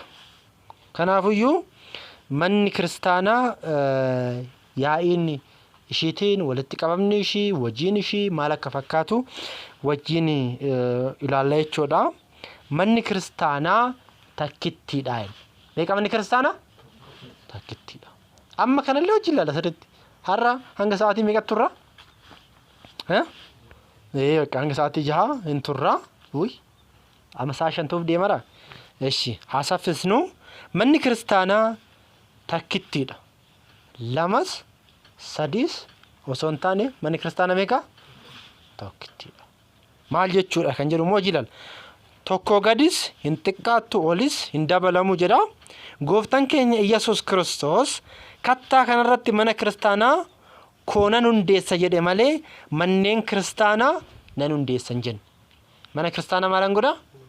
Nan hundeessa. Mana kiristaanaa maal godha? Hundeessa. Wangeela Maatiyos boqonnaa 16 lakkoofsa 18 irratti mana kiristaanaa isaa hundeessee jechuudha Kiristoos. Mee mana kiristaanaa kana immoo mana kiristaanaa keessatti tokkummaa sadiitu jira. Meeqatu jira? Sadiidha. Amma tokko yoo jennu maal jechuudha? Akkanuma tokko soo miti. Of jalatti immoo waan biraa qaba. Tokko kan isa taasisu maalidha? Waan sadiin mee ilaallu har'aaf. Waan sadiif jechuudha wajjin ilaalla. Inni jalqaba tokkummaa kiristaanonni lafa irra jiru qabnuudha. Tokkummaa kiristaanonni lafa irra jiru maal taanuudha? Qabnuudha. Tokkummaan keenya tokko nu taasisa. Kiristoos tokko waaqeffannaa mitire dhiigaa fi Kiristoos tokko fudhannaa mana kiristaanaa tokkotti jilbiiffannaa kun hundi isaatuyyuu maal argisiisa? Manni kiristaanaa takka ta'uu ishee argisiisa kun ragaadha jechuudha. Inni lammaffaa immoo tokkummaa kiristaanonni qaama fooniin jiru qulqulloota qaama lubbuun jiran waliin qabanidha. Maal jechuudha? Warroonni boqotan jiru. Warroonni boqotan jiru isaanis nus hariiroo nuti immoo waliin qabnu maal argisiisa? Tokko jechuudha. Isaanis waaqa tokko waaqessu nus waaqa tokko waaqessina jechuudha. Waaqa tokko faarfu waaquma tokko jechuudha. Ijoollee abbaa tokko yoo jedhaman maal jechuudha? Ijoollee abbaa tokko jechuun abee maal jechuudha? Ijoollee abbaa tokkicha irraa maal ta'an? Dhalatan mitire? Nuti immoo ijoollee eenyuti? Ijoollee Kiristoos jechuudha. Warri boqotanis warri jiranis kanaafuyyuu kana argisiisa jechuudha. Inni sadaffaan immoo tokkummaa hundi keenya kiristaanonni qaama foonitiin jirruu fi qulqulloonni qaama lubbuutiin jiran Waaqayyo wajjin qabanidha. Eenyu wajjin qabanii? Waaqayyo wajjin. Warri lubbuun jirru yookiin warri fooniin addunyaa kanarratti deddeebinu jirra. Warri boqotan jiru Waaqayyo jira. Hariiroon kun immoo maal jedhama? Tokkummaa keenya argisiisa jechuudha. Kanaaf maaliif kana jette yoonaan jettan immoo akkana jedha. Gooftaan keenya fayyisaan keenya Iyyesuus Kiristoos mukni waynii inni dhugaa eenyudha? Anaadha. Mukni waynii inni dhugaa anaadha. Akkuma jedhee amala waaqummaa isaatti kan amanan kiristaanonni damee isaa irratti biqila waan ta'eef akka jecha tokkotti kan dubbatan akka laphee tokkotti kan gorsan ta'urraa eegama. Hundinuu akka tokko ta'an jecha irraa kan ka'e kan anatti amanan hunda malee isaan kana qofaa fi miti. Yaa abbaa ati akkuma ana waliin taate anis akkana si waliin ta'e isaanis nu waliin akka tokko ta'an akkuma nuti tokko taane isaanis tokko akka ta'anii jedha. Wangeela Yohaannis boqonnaa 17 lakkoofsa meeqarratti 20 irratti. Boqonnaa 17 lakkoofsa 20 irratti kana adda baasee dubbateera. Isa bichaa miti. Qulqullichi Phaawulos maal jedha? Abdii tokkichaaf abdii meeqaaf? Tokkichaaf hanga uumamuu keessan hanga waamamuu dhiifama abdii tokkichaaf hanga waamamuu keessanii qaama tokkoo fi hafuura tokko akka taatan isinan kadhadhaa jedha. Meeqa akka taatan? Isinan kadhadhaa. Efesoon boqonnaa 4 lakkoofsa 4 hanga 5 jechuudha. Akkasumas gooftaan tokkodha. Amantaan tokkodha. Cuuphaan tokkodha. Laala amanuuti amantaa tokko keessa jirra. Cuuphaan tokkodha. Waaqni sun meeqa? Tokkodha jechuudha. Kanaaf manni kiristaanaa kan Kiristoos tokko ta'uu ishee hubachiiseera. Kana waan ta'eef manni kiristaanaa dhagaarraayis haa hojjetamtu, dhoqqeerraayis haa hojjetamtu, biyya keessattis haa jiraattu, biyya alaas haa jiraattu, manni kiristaanaa tun jechuudha. Barumsa amantaa doogmaan ishee meeqa? Tokkodha. Doogmaan ishee qannoona jedheen jira amma. Abee dhageessanii maalan jedhe? Doogma jedhame? Doogma jechuun hundee mana amantaa jechuudha. Hundee mana amantaa. Qannoodhaan garaagarummaa qabaachuu dandeenya. Ortodoksiin biyya Misriitii fi har'a nuti meeqa? Tokkodha jechuudha. Tokkodha. Eenyu waaqessina? Sillaaseen Kiristoosin waaqessina jechuudha. Kanaaf mana kiristaanaa takkittiidha yeroo jedhamu tokkummaa Kiristoos waliin qabnu argisiisa malee dhimma bulchiinsaa miti jedha. Irra na deebi'a kanam ilaal. Ana wajjin jettu mana kiristaanaa takkittiidha yeroo jedhamu jedhame. Yeroo jedhamu tokkummaa Kiristoos waliin qabnu argisiisaa malee dhimma bulchiinsaa miti jedhame. Dhimma bulchiinsaa miti baqa. Hariiroon nuti Kiristoos wajjin qabnudha. Hariiroon nuti eenyu wajjin qabnudha? Hin argisiisu diree mana kiristaanaa takkittiitti amanna warroonni jedhanii warroonni fakkaran jiru. Waa'ee bulchiinsatii miti amma kun. Manni kiristaanaa takka. Mana kiristaanaa takkittiitti amanna jechuun illee Kiristoos isa tokkichatti amannaa jechuudha. Kanaan hubachuu qabdu jechuudha kiristaanonni. Tokkummaan keenya damee tokkicha Kiristoos ta'uu keenyaa fi dhiigaa fi foon Kiristoosiin kan fayyinu ta'uu keenyadha. Maalidha?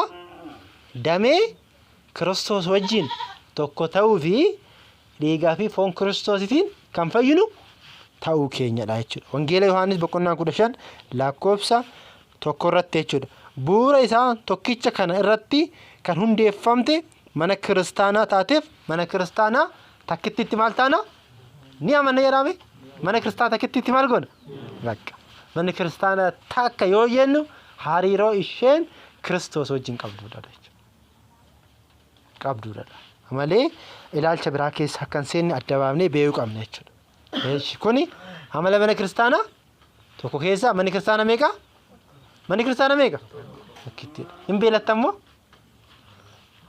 Haa dhufuu shaayin? Haa dhufuu laata? Eessaas ni dhufu. Lammaffaan immoo manni kiristaanaa qulqulleettidha. Manni kiristaanaa maalidha? Manni kiristaanaa?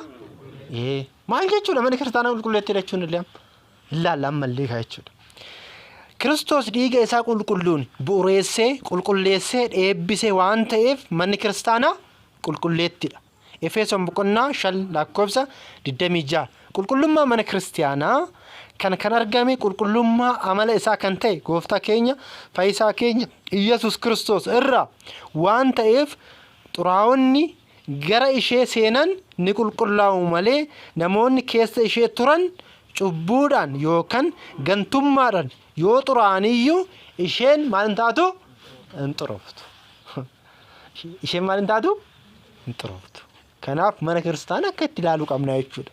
akkatti ilaaluu qabda akkatti hubachuu qabda haa ta'u malee bu'uura inni akkuma ani qulqulluu ta'e isinis qulqullaataa akkuma ani qulqulluu ta'e isinis maal ta'a qulqullaataa jedheen asitti kan amananii fi gaaddisa mana kiristaanaa jalatti kan walitti qabaman hundi qajeelummaa amala isaanii taasifachuu qabu jedha maal qabu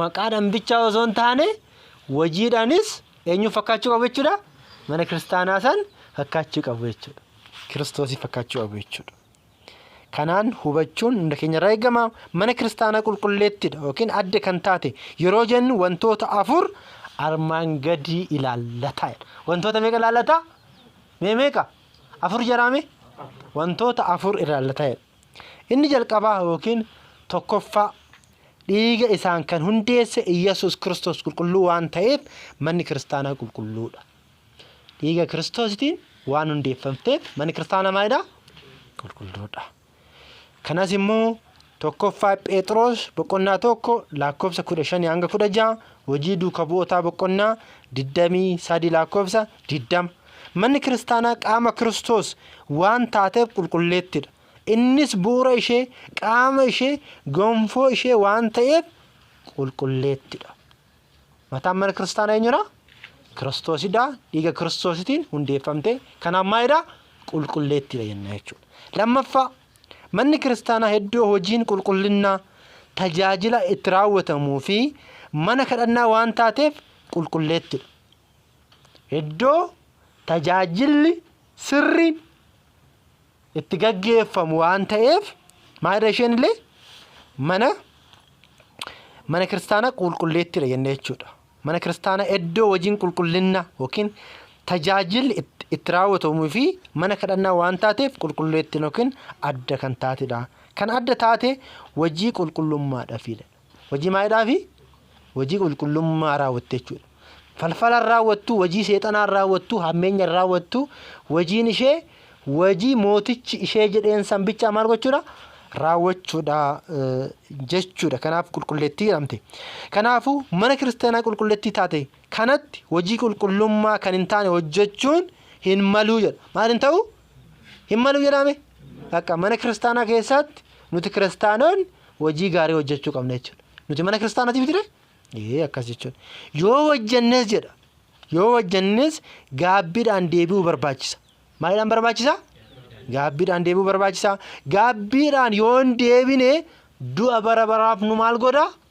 nu qopheessa kanaaf du'uu barbaannare hin barbaannu nuti jiraachuu barbaanna ijoollee Kiristoos kanaaf immoo gaabbii galuun eenyurraa eegama nurraa eegama jechuudha sadaffaan immoo manni kiristaanaa ilmaan namaa isaan Kiristoositti amanan icciitilee irratti hirmaachisuun cuumuudhaan gaabbii galuudhaan foonii fi dhiiga gooftaa kennuudhaaf qulqullummaa itti argattu waan taateef qulqulleettidha iddoo qulqullummaa irraa argamu waan taateef qulqulleettidha irra sini deebi'u manni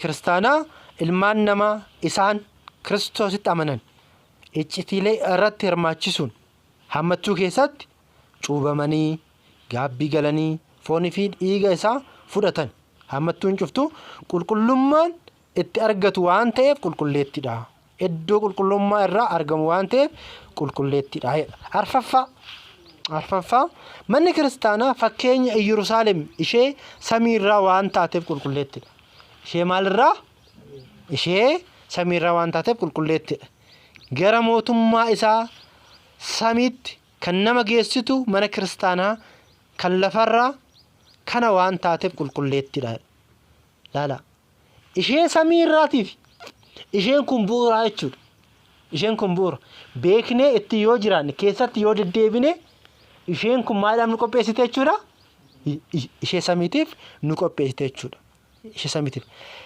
lafa kana irratti waaqayyoof kan adda taate waan taateef qulqulleettidha namoonni badii fi cubbuu baay'ee hojjetan mana kiristaanaa keessa waan jiraniif namoonni tokko mana kiristaanaa kana kan xurooftu qajeelummaan ishee kan irratu itti fakkaataa jedhu dhugaan jiru garuu namoonni kuniin yeroodhaan gaabbiidhaan kan deddeebi'an taanan ofii isaaniitu iyyuu xuraa'uu malee mana kiristaanaa maal hin godhanii hin xureessanii. Qulqullummaa mana kiristaanaa kana kan bara baraa fi kan hin jijjiiramneedha.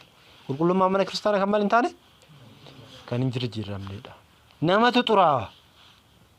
Ofii keenyaaf achi keessa seennee xuroofna malee manni kiristaanaa akkas hin taane hunda keenyarraa gahee bahuu qabna jechuudha.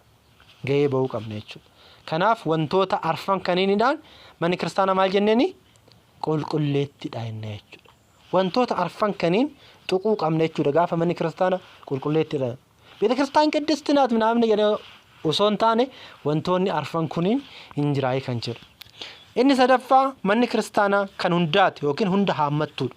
Manni kiristaanaa kan eenyuti? Kan hundaati. Manni kiristaanaa kan eenyuti? Kan hundaati. Amma ilaala. Manni kiristaanaa hunda haammattuudha yeroo jedhamu kan hundaa yookiin kan addunyaa yuunivarsaal kan hundaa oliidha jechuudha. Kunis kadhannaa amantaa irratti anta leelle kullu. Maal ka giiziin kun xiqqoo rakkifti? Anta maal jedhu? Anta leelle kullu yookiin hundaa ol kan taate kana jechuun beekamaadha. Mana kiristaanaa kan hundaa akkuma taate akkasumas hundaa oliidha. Manni kiristaanaa maal oliidha? Hundaa oliidha jechuudha. Dhiiga Kiristoosiin kan hundeeffamte manni kiristaanaa kan saba kanaati, kan saba ebeluuti, kan sanyii ebeluuti, kan qomoo ebeluuti, kan gosa ebeluuti, kan furdaati, kan qallaati, kan hiyyeessati, kan dureessati hin jedhama? Hin jedhamu. Ifa addunyaa kan jedhamu qulqulluun Phaawulos mana kiristaanaa kana hundaa ta'uu ishee akkas jechuun ibseeraa jedha. Galaatiyaa boqonnaa 3 lakkoofsa 28 irratti kan jedhame.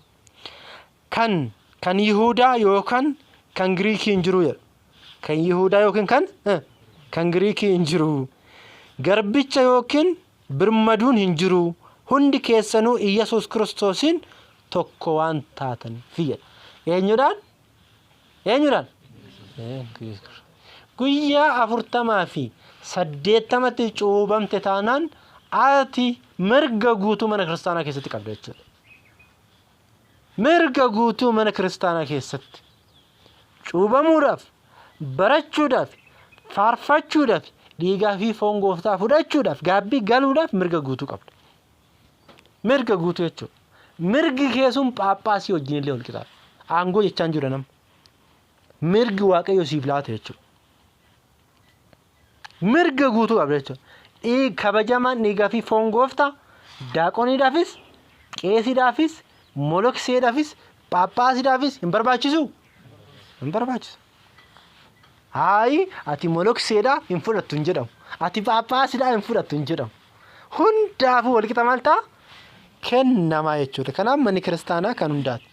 Kan hundaati jechuudha. Kan hundaati gaafa jennu kanaadha jechuudha. Kanaaf kan Yihuudaa, kan Giriikii, garbicha, birmaduu, ijoollee, haadha biddeenaa, abbaa biddeenaa, qallaa, furdaa kan jedhamu hin jiru. Kun hundi keenya Kiristoosiin meeqa taanirra? Tokko taane jirra jechuudha. Mana kiristaanaa kan hundaati yookiin kan idil addunyaati yeroo jennu sadarkaa 5tti qoonnee haa ilaallu jedha. Sadarkaa meeqatti? Baay'ee isinitti baay'ee isaanitti fakkaata. Eessaa fidee akka naan hin jenne ishii hin baay'achaa raanti dubbichi akka hubattaniifan. Akka hubattaniifan haala sirriitti beekuu qabdu keessa seentanii jechuudha. Yoo sirriitti beektanidha kan illee immoo beeksisuu dandeessu handaawwatii isiniifan kenna. Inni jalqabaa haala teessuma lafaatiin yookiin ji'oogiraafii jetti miti? Geography. Geography is what? Geography is what?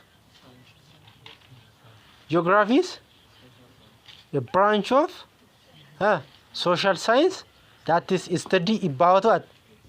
About? Yes, jechuudha. Waa'ee lafaa qorataa miti? Akkasuma jechuudha ka. Warri sooshaaliis keessa hin jirtu miti? Yes, warra garaanaa kana sirriitti dubbatee gatanii. Yes, kuni warra naachuraali natti fakkaate.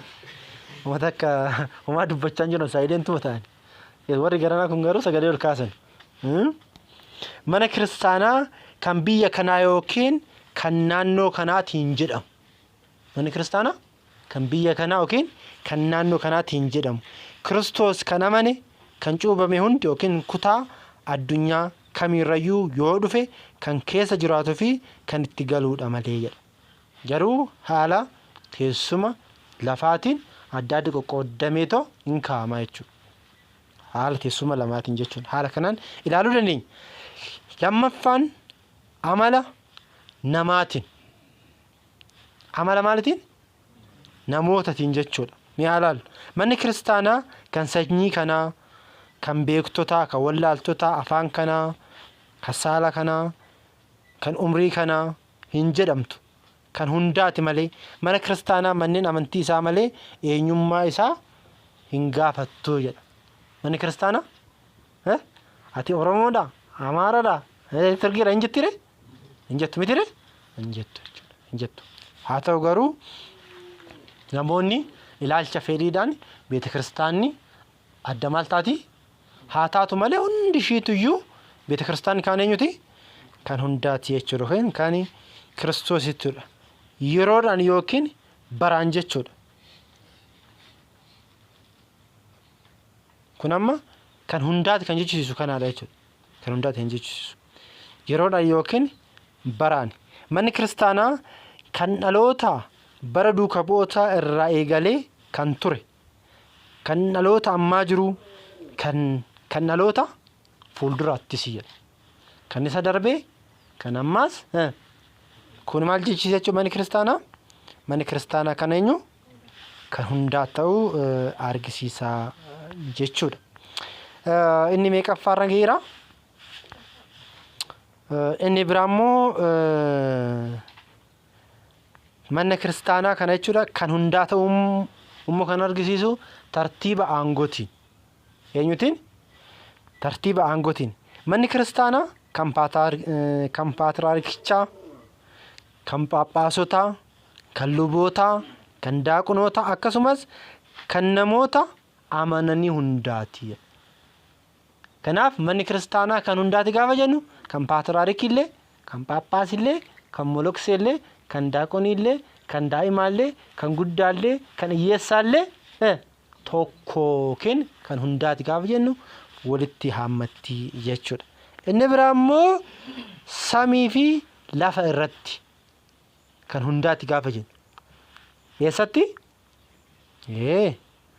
Mana kiristaanaa tokkummaa qaama lubbuu fi qaama foonitiin jiran waan taateef kan hundaati. Mana kiristaanaa kan Kiristoos akkuma taate namoota kan Kiristoos ta'an hundaaf kan eenyuti? Isaanitti jedha. Kanaaf kan hundaati gaafa jennu manni kiristaanaa iddoodhaan, qabeenyaan, aangoodhaan akkas osoo hin taane hunda isaaniitu kan maal taatedha? Kan haammatteedha jechuudha. Mana kiristaanaa kan hundaati yeroo jedhamu egaa kan hundaati qofa jedhamee kan dhumuu miti. Kan hundaati yeroo jedhamu hundinuu mana kiristaanaa keessatti gahee mataa isaa qaba jechuudha. Hundi isaatu maal qaba? Kan hundaati jechuuf jira amma kan hundaati jennee kan dhiifnu miti. Hundi isaatu achi keessatti maal qaba? Gahee qaba. Daaqoniinis gahee qaba. Lubnis gahee qaba. Molokseenis gahee qaba. Phaaphaasinis gahee qaba. Paatriyaarkiinis gahee qaba. Amantoonnis maal qabu? Gahee qabu jechuudha. Malee ani achuma deemee taa'an cimee jedheetuma bakka hin danda'amu jechuudha. Fakkeenyaaf waggaadhaan abboonni keenya waa hin kafaluuti paarsantii hin kafalu. Harka 10 keessaa harki tokko kan eenyuti? Isa kafaluun dirqama jechuudha. Yoo gahee kee baattee fudhatta jechuudha. Maaliifuu biyya lafaa kanarra jirti. Ishee samiirraa bilisaan jiraatta. Ishee kanarratti garuu waan sii ta'uuf isin fakkeenyaaf gibbi gubaa'ee irratti jechuudha. Asuma murayaa irratti ayyaana irratti waa walitti hin buuftanii qarshii hin buuftu miti bakka. Hin eeggama jechuudha. Sinirraa waan eeggamu jechuudha. Hiyyeessaaf waan buuftanii waa gootanii nyaachiftuuti gaheedha jechuudha. Kun beeta kiristaanii kan hundaa waan taateedha malee masgiidaaf hin buuftu walitti. Hin buuftu? Hin buuftanii jechuudha. Kan akka itti ilaalu. Yeroo kana ilaalleen boodatti immoo manni kiristaanaa kan duuka bu'ootati jedha. Manni kiristaanaa kan eenyuti? Kan duuka bu'ootati yookiin manni kiristaanaa kan duuka bu'ootati yoo jennu maal jechuudha? Eeyyeen manni kiristaanaa kan duuka bu'ootati. Kiristoos jalqaba duuka bu'oota turan. Maal jechuudha? Kiristaanonni jalqaba duuka bu'oota turan. eenyuun jalqabaa? Kiristaanonni jalqabaa. Gooftaan keenya Kiristoos maddi jechuudha. Madda jala taa'anii baratan. Madda sanarraa fudhatanii immoo maal godhanii? Nuuf kennanii mitire. Kanaafuu isaan mataan isaanii kanaaf beeta kiristaanni tun wajii duuka bu'uun raawwata san maal godhaa jirti jechuudha? Raawwatti jechuudha. Malee eessayyuu hin finne jechuudha. Kanaafidha jalqaba irratti maal asiin jedhee mana kiristaanaa ishee jalqabaa isa sirriitti beekuu qabna. Wanti jennuuf seenaa mana kiristaanaa illee barachuu wanti barbaachiseef kanaafidha jechuudha. Akka tasaa jidduutti wantoonni baay'een itti dabalamuu danda'a. Adda cituu danda'a. Wantoonni gadheen immoo itti seenuu danda'u. Kanaaf ishee jalqabaa san garuu yoo beekte garuu maal taataati? Kun sirrii miti jetta jechuudha. Kuni qamadii dhugaa miti. Kuni maal jettaa? Inkirdaadha jettaan jecha. Akka itti ilaaluu qabnaa jechuudha kiristaanonni. Kanaaf maal jedhaa gooftaan keenya fayyisaan keenya Iyyasuus Kiristoos mana kiristaanaa kan hundeessee bu'uura duuka bu'ootaa irratti. Yaa ilma Yoonaa, yaa Simi'oon, ati kan ayyaanumteedha. Ani siin nan jedha, ati kattaadha. Kattaa kanarrattis mana kiristaanaa koo nan hundeessa. Gooftummaan du'aa irratti hin hammaatu. Furtuu mootummaa samiirraa siif nan kenna. Lafa irratti kan hiitu, samii irrattis kan hidhame ta'a. Lafa irratti kan hiiktu, samii irrattis kan hiikame ta'a jechuudhaan wangeela Maatiyuus boqonnaa 16 lakkoofsa 15 irratti kenneera.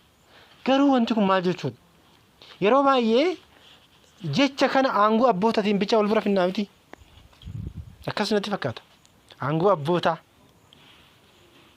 dhiyeessa dhugaadha. Garuu Kiristoos kan jedhe inni dhugaanii aangoodhaaf ilaata. Aangoodhaaf ilaata. Laali. Inni Simi'oon gooftaan keenya Kiristoos duuka bu'oota isaa fuuldura dhaabatee ilmaan namaa eenyu naan jedhu isaan hin jedhe miti. Ilmaan namaa eenyu naan jedhu.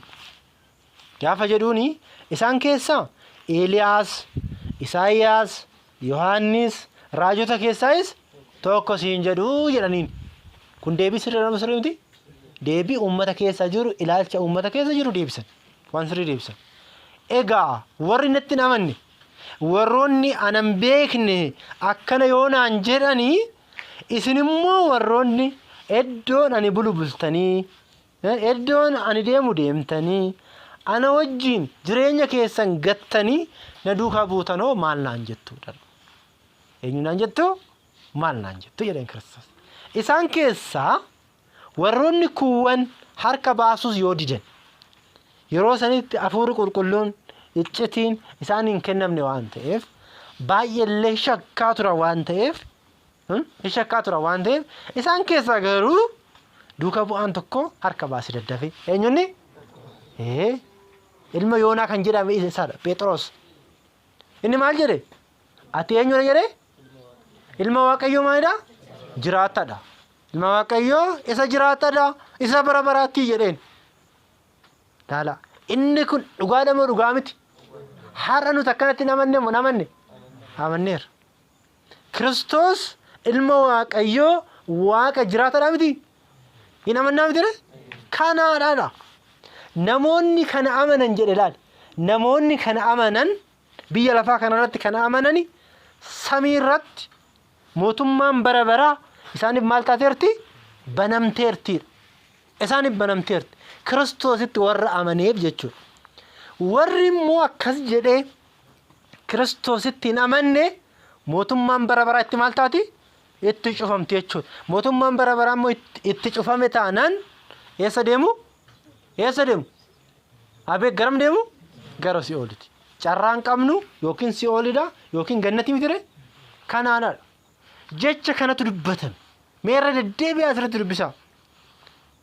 Aangoo lubbummaatiin haa hiikamu handimtaan hiikuu danda'a. Jechi guddaan garuu kan dubbatame warroota Kiristoositti amananii fi warroota Kiristoositti hin amanne adda baasudha. Jecha kanatu adda baasa jechuudha. Hin baasu moo hin baasu? Mee fakkeenya isin haa feenu. Fakkeenyaaf musliimonni Kiristoos hin amanuu? Hin amanuu? Nuti hoo?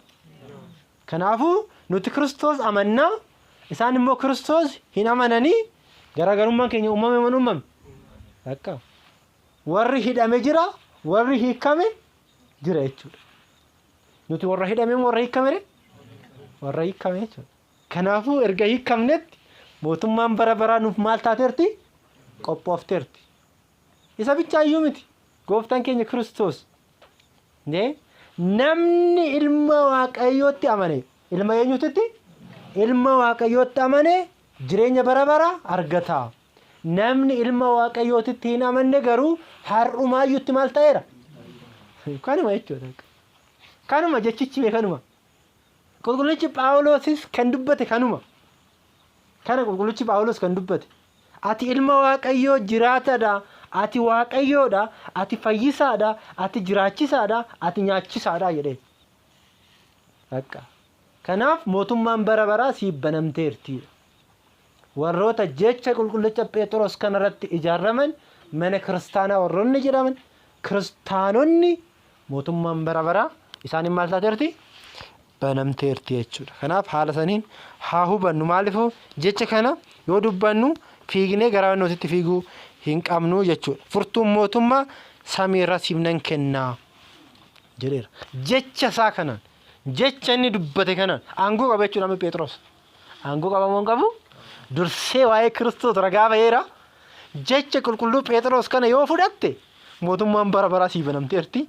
Yoo hin fudhamne immoo sitti cufamteerti. Malee qulqullichi Phexros yeroo sanitti Phaaphaasii Paatriyaarikii hin taane yeroo sanitti. Ganaa hafuurri qulqulluun maal hin taane? Hin buuneef jira. Buuneef. Gooftaan keenya Kiristoos himee yeroo biyya lafaa kanarra jirutti wantoota baay'ee barsiiseera, hubachiiseera. Guyyaa gaafa Kamisaallee miila isaanii tokko tokko niqeefiira. Isa bichaa miti gooftaa koo jedhani qulqullichi Phexros. Ana miila koo naaf maal hin gootu? Naaf illee qixxoo jedhee miti. Ati gooftaa koo taate, uumaa koo taate akkamitti naaf dhiqxaa? Gaafa jedhuun Phexros jedheen Kiristoos.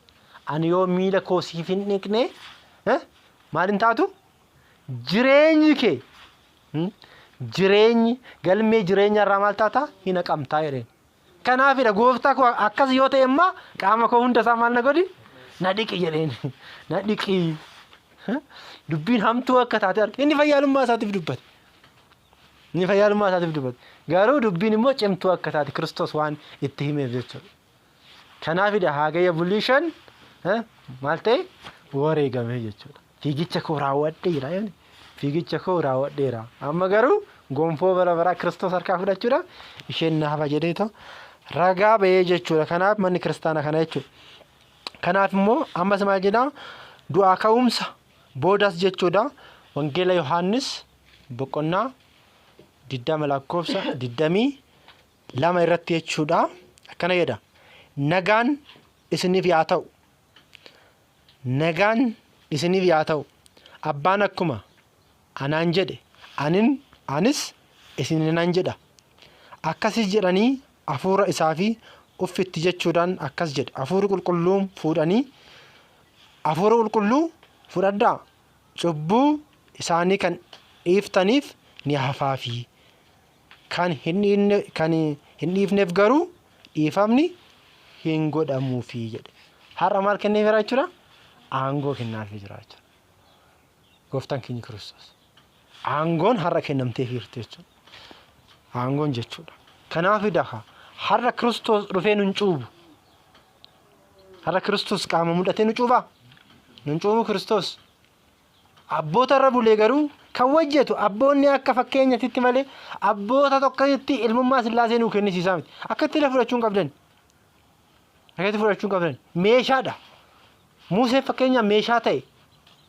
Uummanni Israa'el bilisa ba'uudhaaf gaafa isaan deeman fuuldura isaatti galaanni hin guunne guuteera. Museen osoo Waaqayyoon kadhatee osoo hojjetee keessa seene bishaan sun fudhatu hin fudhata. Museen garuu harka isaa garamitti bal'ise? Gara Waaqayyootti. Waaqayyoon immoo Musee ulee harka qabsaniin maal rukuti jedhanii bakka. Uleen sun immoo osoo dursa rukuteera ta'e annoon godhu. Waaqayyoon akka meeshaatti fayyadamaa jechuudha abboota. Abboon akka fe'anaa ta'an akka meeshaatti fayyadamee ijoollee isaa bilisa baasaa jechuudha. Kanaafuu haala saniin haa hubannu jechuudha. Fixaa jirra dhiifama. Kanaaf haala kanaan yoo hubanne maal jedha isinitti fakkaatee hojii duukaa bu'ootaa boqonnaa 20 lakkoofsa 28 irratti mana kiristaanaa dhiiga isaatiin kan hundeesse akka eegdaniif hafuura qulqulluun Phaaphaasii taasisee waan isin muudeef garee kanaa fi mataa keessaniif of eeggadhaa jedha. Eshi maatii Waaqayyoo haala kanaan haa hubannu. Hiikaan mana kiristaanaa inni jalqabaa maal jenneerra tokko kiristaanotaati. Inni lammaffaan immoo walitti qabama kiristaanotaati. Inni sadaffaan immoo ijaarsa yookiin gamoo mana kiristaanaa akka ta'ee fi arfaffaa irratti immoo